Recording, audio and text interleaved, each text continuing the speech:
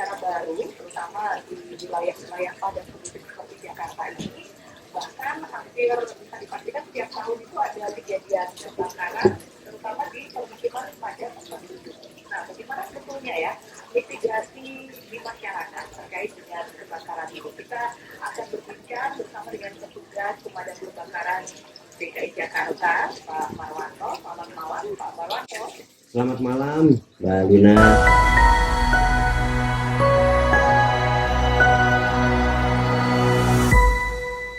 Ya, Pak Marwanto, musibah kebakaran, ada tidak catatan Pak Marwanto? Mungkin pengen tahu 2024 ini ada berapa kali kejadian kebakaran?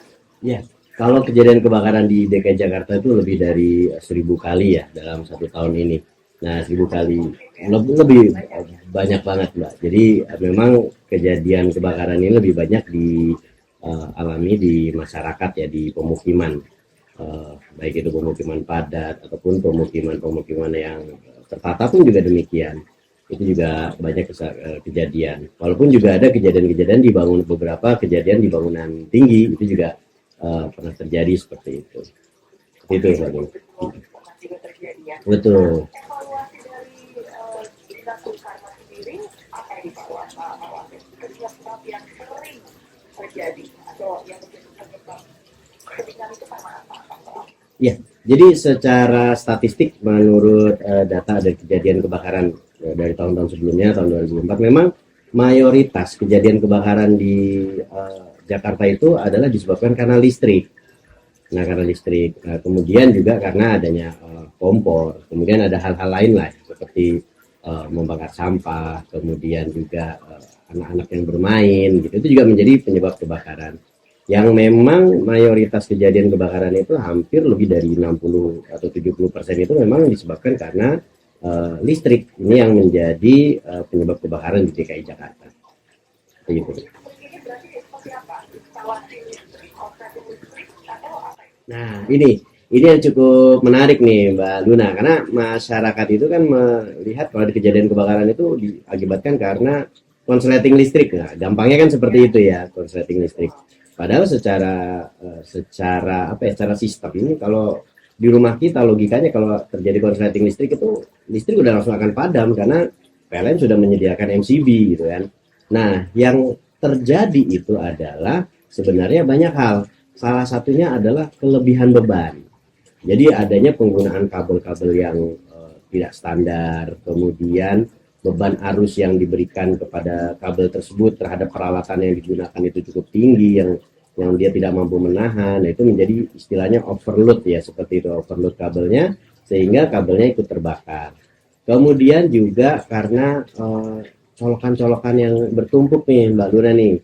Terkadang kan kita suka lupa nih, ya kan, nyolok aja gitu kan, kemudian kita tinggal, kemudian kita pergi, kemudian ya mungkin lebih sering charge handphone ya, lebih sering gitu kan, charge handphone seperti itu. Nah, itu juga bisa menyebabkan kebakaran ya, walaupun memang ada juga beberapa kejadian karena memang terjadinya kesalahan sistem, misalkan AC yang mengalami kerusakan seperti itu, ataupun dispenser, kemudian model-model seperti itu tuh juga bisa menyebabkan kebakaran juga seperti itu. Itu Mbak. Faktor teknis dan ada juga karena faktor kelalaian manusia ya Pak Marwan. Betul, kelalaian manusia. Kelalaian manusia betul. Kalau faktor teknis karena mungkin itu insiden, tapi kalau kelalaian manusia berarti kan ini dari edukasi ke masyarakatnya sendiri harus ditingkatkan ya Pak Marwan. Bagaimana selama ini memberikan pemahaman ke masyarakat mengenai kebakaran ini? Ya, kalau di DKI Jakarta memang kami juga lumayan masif ya untuk memberikan edukasi ke masyarakat, karena di DKI Jakarta itu sudah ada satuan tugas di tingkat kelurahan.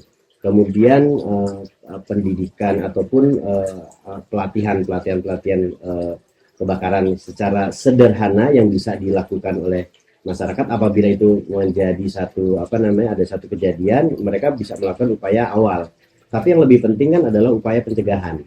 Nah, upaya pencegahan kebakaran ini kan tidak bisa dilakukan oleh pemadam kebakaran sendiri, karena sejatinya ketika kita upaya melakukan pencegahan kebakaran itu kan banyak faktor, banyak hal. Misalnya kita ngomongin terkait dengan barang-barang yang beredar di masyarakat, misalkan seperti itu. Masyarakat kan akan melihat bagaimana memilih barang yang mungkin murah tapi kualitasnya mungkin tidak sesuai standar dan dia gunakan, nah itu kan menjadi permasalahan tersendiri gitu. Nah, untuk pemadam kebakaran sendiri memang juga sudah membentuk ataupun melakukan edukasi sampai ke tingkat RT RW begitu Mbak Luna.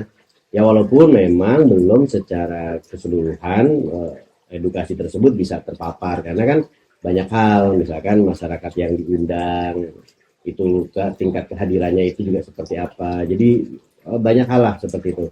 Nah, kami juga melakukan edukasi-edukasi melalui media sosial seperti itu. Jadi bagaimana kita melakukan upaya pencegahan-pencegahan kebakaran, perilaku masyarakat itu juga penting. Sebagai contoh, kemarin kejadian di di tahun baru, ya mungkin banyak juga berita kan ada kejadian kebakaran karena bermain kembang api seperti itu. Itu juga kan perlu edukasi. Bukan hanya kami pemadam kebakaran, tapi peran orang tua, peran masyarakat, peran orang dewasa di sekitarnya ketika ada anak-anak sedang bermain kembang api, bagaimana melakukan dengan cara yang safety, cara yang aman seperti itu.